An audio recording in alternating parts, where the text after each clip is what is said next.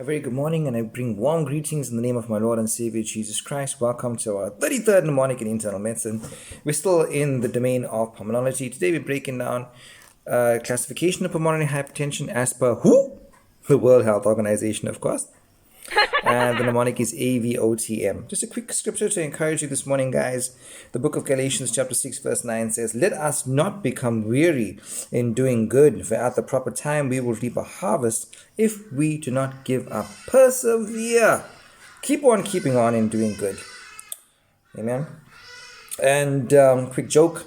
Why did the capillary love to look at himself in the mirror? Because he was a little vain. And what ingredient is essential when baking a Star Wars cake? Bicarbonate of Yoda.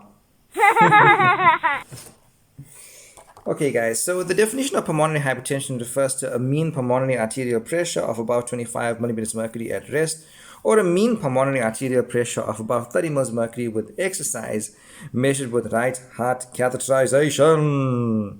All right, and the way we split it up, so group 1 speaks to pulmonary arterial hypertension. This is broken down into idiopathic, familial, and related disorders, those associated with significant venous or capillary involvement, and persistent pulmonary hypertension of the newborn. So when we look at idiopathic, that's obviously primary pulmonary arterial hypertension, where we can't really define a cause. Familial and related disorders, there's a whole variety of them, right? Ranging from collagen vascular disease, congenital systemic to pulmonary shunts. Common ones like portal hypertension from whatever cause, HIV associated, drugs and toxins, especially our anorexigenic drugs, the likes of fenfluramine, desfenfluramine, thyroid disorders, glycogen storage diseases, Gaucher's disease. Do not forget hereditary hemorrhagic telangiectasia, otherwise more affectionately termed Osler-Weber-Rendu syndrome. Hemoglobinopathies, myeloproliferative disorders, splenectomy. All of that fits under familial and related disorders, which is a cause of pulmonary arterial hypertension. All right. Those which are also fit here are those associated with significant venous or capillary involvement. And to this end, we speak about pulmonary veno-occlusive disease and pulmonary capillary hemangiomatosis. Okay. Group 2 has to do with the V, so-called pulmonary venous hypertension, which involves the left side of the heart. So that which is due to left heart disease. All right. And that usually takes the form of left-sided atrial or ventricular heart disease or left-sided valvular disease. All right. Then number 3 speaks to pulmonary hypertension associated with hypoxemia. To this end, common causes in our clinical setting include COPD, which is chronic obstructive pulmonary disease, right? Interstitial lung disease, which we spoke about in another mnemonic, sleep disordered breathing, so, alveolar hypoventilation disorders, Pickwickian syndrome, chronic exposure to high altitude, developmental abnormalities.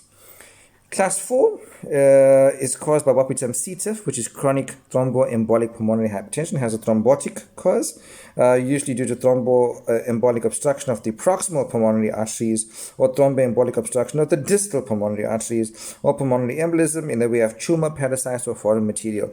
The kind of miscellaneous group is number 5, where we talk about sarcoidosis, so pulmonary Langerhans cell histiocytosis, lymphangioliomyomatosis, so compression of the pulmonary vessels, be it from lymphadenopathy, tumor, or fibrosing mediastinitis. AVOTM, guys, is the way to remember this. So, clinical features of pulmonary hypertension, you can take a history of unexplained dyspnea and exertion, cough, chest pain, hemoptysis, dizziness, syncope, hoarseness of the voice, which is there. And we also have past medical history, and then we have cardiac and respiratory diseases, thromboembolic disease, HIV, cirrhosis, autoimmune and rheumatological disorders, which define some of the etiologies for pulmonary arterial hypertension, right? Medications like amphetamines, diets, pills, like we said, our anorexigenics like Dix, fenfluramine. Physical signs has to do with vitals, so someone who's profoundly tachypnic or tachycardic or has atrial fibrillation or hypoxemia on board. If you got peripheral cyanosis or a small volume pulse, an elevated jugular venous pressure, especially with regards to a prominent A wave or an absent A wave if the patient's in atrial fibrillation, together with a large V wave. You may have right ventricular heave or a loud or a palpable pulmonary component of the second heart sound, a right-sided S4. You may have a tricuspid regurgitant murmur, and our beloved Graham-Steele murmur, which speaks to a high-pitched decrescendo diastolic rumble over the left upper sternal border, which speaks to pulmonary hypertension, right?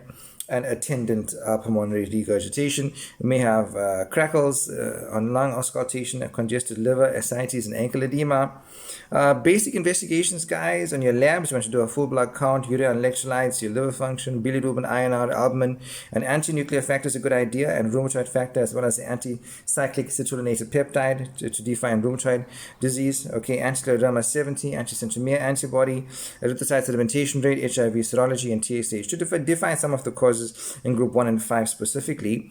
Then imaging-wise, chest X-ray with a view to CT chest or ventilation perfusion scan or a CTPA, pulmonary angiogram to define a pulmonary embolus if you think it's there, especially in those post-COVID with high D-dimers and hypoxemia, right? And also an echo as well to look for right-sided heart involvement.